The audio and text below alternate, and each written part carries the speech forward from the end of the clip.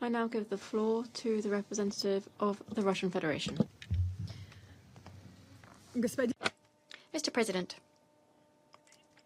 we thank ASG, Mr. Khaled Kiari, as well as the acting ASG for Humanitarian Affairs and Deputy Emergency Relief Coordinator, Mr. Indrika Ratwata, for their briefings.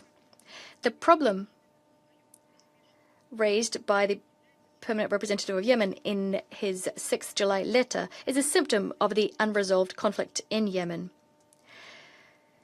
Genuinely active actions are overdue, actions which would allow for the rebuilding of trust between the parties, which would allow us to resolve pressing humanitarian issues, including the lifting of the air and sea blockade. It's an open secret that Sana'a Airport is of utmost importance for the residents of the densely populated provinces of Yemen. If we take Sana'a and its outskirts alone, it is home to roughly 10% of the population of Yemen. An airport that functions uninterrupted is of vital necessity for all of these people, for business trips, medical travel, pilgrimages, and for them to be able to maintain ties with relatives living abroad. Nor should we forget about the important role the airport could play in providing logistical support for humanitarian operations in Yemen. This matter has been discussed in this chamber on many occasions. The Mahan Air flight on 3rd of July should have been agreed with the official authorities. Nevertheless, we believe it's important to take note of the fact that this was a strictly humanitarian flight. We do not see this incident bringing about either human casualties nor any material damage, although it did result to an escalation in Yemen and in the region. This is particularly dangerous given the escalation we're seeing in the Persian Gulf. We call on all parties to reduce tensions, to exercise restraint, and we also call on them to partake in dialogue so as to settle their differences. We also call on the special envoy of the Secretary General, Mr. Hans Grunberg, to immediately join these efforts as part of his mandate. Mr. President, the Russian Federation has unswervingly supported and continues to support the full lifting of the sea, air, and land blockade on Yemen, much like we've supported an end to all restrictions on supplies of foodstuffs, medicines, and other basic necessities. And this in all districts of this Arab country without exception.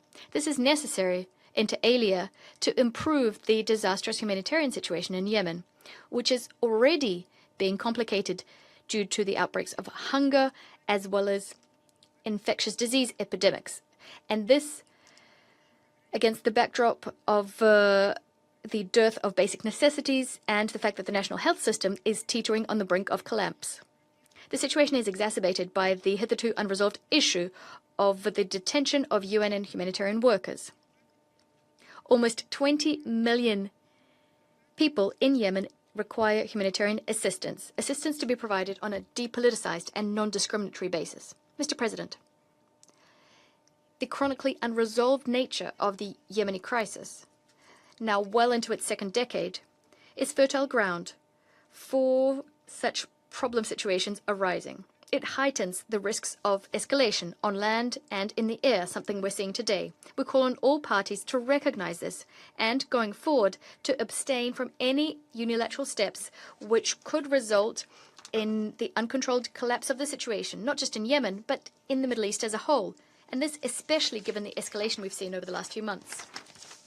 We must acknowledge the fact that the only path to peace and stability in Yemen lies in direct and frank dialogue involving all of the leading political forces in the country, including the Houthis, with due regard for the fair interests of all the parties.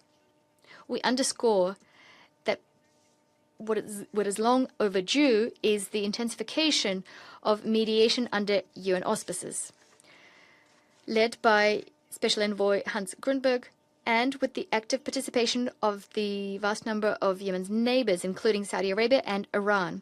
This will be possible once the Yemeni parties sign a relevant roadmap, a roadmap which has been on the table since late 2023. We'd also like to remind you about the need to think long and hard about a renewal of the international legal framework for settling the Yemeni crisis, something that's the current framework having lost relevance. This includes Security Council Resolution 2216.